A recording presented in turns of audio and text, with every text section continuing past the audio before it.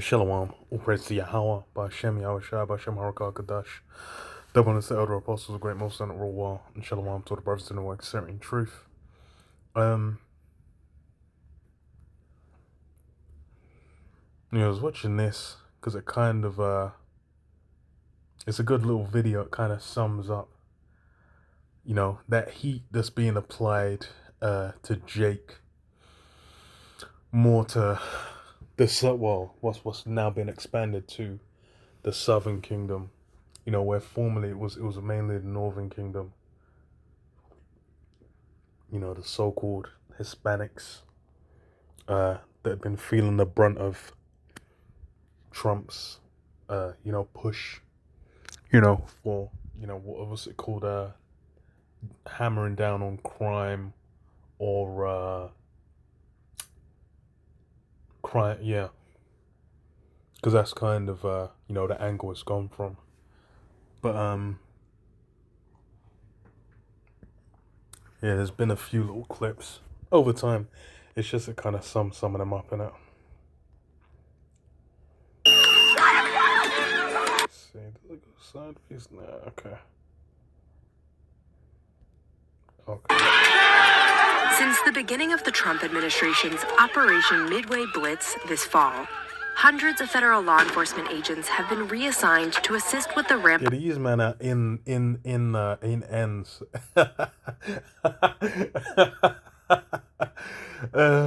Fucking hell, it's actually crazy because men are just in the ends, like they're just in the ends. Like it's not primarily a thing of where they might be going to.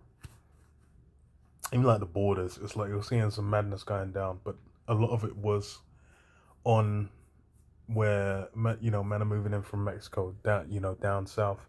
Now we're getting into the inner cities, and it's looking wild because these men are just looking like straight military personnel. Of deportation operations in the greater Chicago area. The Wall Street Journal analyzed videos and photos of these operations and identified high-risk maneuvers, use of force, and military-style tactics deployed by some elite unit officers against civilians. Yeah, that's the the hurt that's being felt, because it's that shit was getting done out in out in the Middle East, out overseas, was getting done now in fucking South America as well, where the men are doing strikes, bringing their military tactics to bear. But now it's being felt at home, and it's something that people thought it wouldn't amount to it. In late September, really, hundreds of agents closed in on a 5-story apartment building on Chicago's South Side. SWAT teams arrived on Bearcat vehicles, and scores of agents secured the perimeter to conduct a clearance operation. Lethal, bro. At one point, a Black Hawk helicopter. It's funny as well because it's just like men in the hood would be talking all kinds of tough, but then it's yeah. When that's rolling through, it's peak. It's peak. Above, and an agent descended from a rope, a tactic mostly used by elite forces in rugged, hard-to-reach environments. Agents from the Border Patrol Tactical Unit, or BORTAC, were also involved. These officers frequently train with U.S. Special Forces overseas. They typically handle drug interdictions along the borders and assist with tracking fugitives. Yeah, so they're trained with the military. And that's like, and you can tell the way these things are being enacted out is a lot like it's a lot more firm, a lot more like just ruthless the way it's coming together. And these are things that people are thinking weren't gonna happen, but it's it's not a mystery, it's not a marvel, it's not a surprise. What people are surprised at is that they're feeling it at home, and they didn't know. Nero, Trump, he's the guy to enact these things, man. He's basically bringing the hammer down. Former federal agents and military personnel who reviewed the footage said the operation seemed excessive, and entering from two sides of a building increases the risk of friendly fire. Department of Homeland Security spokeswoman Tricia McLaughlin told the Journal in a statement that the raid resulted in the arrest of 2 Tren de Aragua members, and a U.S. citizen who had an active warrant was turned over to the Chicago PD. Also on Chicago's South Side, in mid-October, federal agents were seen traveling across 105th Street, pursuing a vehicle allegedly So like they, it's justified. Well, it was really started with the crime wave, and then combine that with the immigration thing, and basically now any kind of circumstances justified. driven by an undocumented person. A security camera nearby captured the moment when the agent's white vehicle struck the rear panel of the suspect's red car. This maneuver is called a precision immobilization technique, or PIT, and it has been banned by police departments across the country, including the Chicago PD. A 2023 report funded by the Department of Justice highlighted the substantial risks associated with PIT and said it should be prohibited under all but very narrowly defined circumstances. A DHS spokeswoman said Border Patrol agents pursued the car after the driver rammed their vehicle. Moments after the crash, a crowd of protesters formed nearby. BORTAC agents, such as this one, identifiable by I can't even lie. It's like the way they got these men strapped up and stat bro, it's like these are military operations on nationals, on civies. It's funny as hell because it's just popping off, and it's normalizing that to a extreme degree. I remember it was similar in Europe, France especially, France, the UK, when it was 2010s when all them T era attacks were happening. You had like cops, not even cops. I'm not talking about, well, gun police as well, and military. A lot of different stations, like big stations and locations, and certain like high profile places. I remember it was you'd go to. I remember the first time before that had popped off when we went to do the video by Parliament. This was before they even had the railings around Parliament. We were just kind of there, and then like whilst we're there, there was I think just in the entrance there was like police officer there, like gun police there, and then I think just the main entrances you could get in from. But then after that had happened, you had like posted up gun police all around, and I think like military as well. But that might have been a special circumstance, because I think when there's international guests, it can change that. But it was, those things ramped up, and then during that period of time anyway, when them attacks were happening, it was very normalized to just see them around. I remember it was Brussels and France where they had like just military snipers just on locations at all times, kind of ready. You had troops just going around in on the metro. I think it's a metro in France as well, with a FAMAS, that iconic French gun. So they that can be adapted to very easily, and this is patch on his vest or deploy. Like these things are gonna be adapted to, and the thing is as well is like they've kind of been justifying it with the crime wave. As soon as they can show crime numbers went down or whatever, people are gonna they're gonna be thinking about the cost of living crisis they're in, or all these other issues. They're gonna think, okay, well, this is gonna positively impact me, not knowing that's being set as a standard, because the justification against a lot of these people are fucking civilians, where so like you're meant to have certain rights, but you're gonna find those things stripped away, man, as they already are. At one point, federal agents clashed with the protesters. Photos taken at the scene showed how one arrest unfolded. An agent from Customs and Border Protection's Special Response Team, or SRT, kneeled on a protester, while other agents took a defensive, box-like position to maintain control of the area. As agents moved the subject, Box-like one control. officer tossed a canister filled with a chemical irritant to keep the crowd at bay. Former federal agents the Journal spoke with said this tactical arrest procedure should be reserved for dangerous situations when the subject or bystanders are violent or potentially armed. Get back! He's not doing anything. You're seeing. Bystander videos from across the greater Chicago area also show federal agents using what some Yeah, man, I hella resisting. But it's, you know, that resistance even factors in, because then it just says, oh, you know, the ICE agents are getting hurt or at risk. What the hell is that? Oh, stupid. The ICE agents are at risk, you know, they're in danger.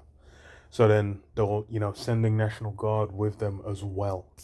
And, you know, further just, normalizes the status quo. It's nice on top. say is excessive force.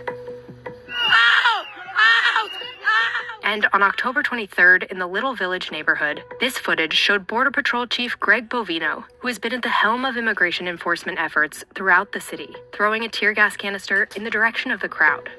This is in violation of an earlier court order limiting federal agents' use of force. In response to criticism of the incident, the Department of Homeland Security said agents provided warning for the crowd to back up, and that chemical munitions were used in full accordance with CBP policy. It's funny because a lot of them court orders are going back and forth. In late October, a number of Border Patrol officials were transferred to ICE after a shakeup in DHS leadership. Department officials say that means the more aggressive immigration enforcement seen in Chicago will likely become the new norm. In response to the Journal's reporting, a DHS spokeswoman said ICE and CBP officers are trained to use the minimum amount of force necessary to resolve dangerous situations so to that's prioritize the minimum you should expect. the safety of the public and themselves. Yeah. It's funny because it's no, these things have been pushed out, and it's really gonna be just set as normalization. Yeah, it's election day, innit? I guess we'll see. U.S. military action in Nigeria, yeah, to cover that as well. I'm talking about blowing up Nigeria. Gonna be fucking crazy. Like, what the hell is this? This guy is crazy enough to do it as well. It's funny as hell. But yeah, now these military tactics as well, that's been a escalation over time anyway. Because I think even from those, I remember there was like YouTube videos covering it from like even from the 80s and whatnot. The way that policing was even approached shifted, and especially post 9/11. Post 9/11 it's just a whole different shift in the States, and then the general militarization, because a lot of different police forces, like the special forces, SWAT teams, or whatever the hell, like they've become more militarized, and you have a lot of like former military that will go into it as well. So they'll bring a certain mindset, and you have a generation of people where they would have seen warfare in well, I guess like later in desert, sort of like Afghanistan and Iraq, really. Those would be like the two main ones. So yeah, they have a certain mindset, man. But you know, that's the heat coming. Revelation 12:12, it says, "Therefore rejoice, ye heavens, and ye that dwell in them. Woe to the inhabitants of the earth and of the sea, for the devil is come down unto you, having great wrath, because he knoweth that ye have but a short time." And yeah, that's, you know, the heat being felt. Because why? The wrath's coming down. He's coming down with force, with the sledgehammer, and that's in the spirit of Trump, man. This guy has, you know, the pomp, the pride to pull these things out. He's got a certain kind of what's it, cult personality around him, where things that even doing the opposite of what he said, like he campaigned on, people still stand by and support those things. And as far as the force being used, they're like, okay, well, saying the illegals, we're gonna get them illegal, we're gonna get them out, the illegal aliens, being dealt with. That's enough of a justification for people to be down. Read this, for the Jake out there, shocked that, the troops are coming in, sweeping through. Ecclesiastes 12:1, it says, remember now thy creator in the days of thy youth, while the evil days come not, nor the years draw nigh, when thou shalt say, I have no pleasure in them. And yeah, that's really why, the hardships being felt, the understanding of why, they're lacking, because why they're not dealing with the scriptures, man. A lot of these men in here, they're trying to prosper in America. They're trying to get ahead. They're trying to make something of their time there. But that's not what that place is for. That place is for evil days. Which is why it's like those things come. It's not a marvel. As far as us, it's like, yo, Brak for Yahweh Hashem Yahushua. We know it's pushing things forward, man. And then coming with that force as well. These things are building up the system towards that mark, really. It's part of the enforcement arm. Because that's playing at more of a hair with the digital ID, where they justified it like, as far as you need to use it to do certain things because of illegal immigration or whatever. Despite this being a fucking island, where man them have to go in a pussy clot boat to get over. It's like, it's funny as hell.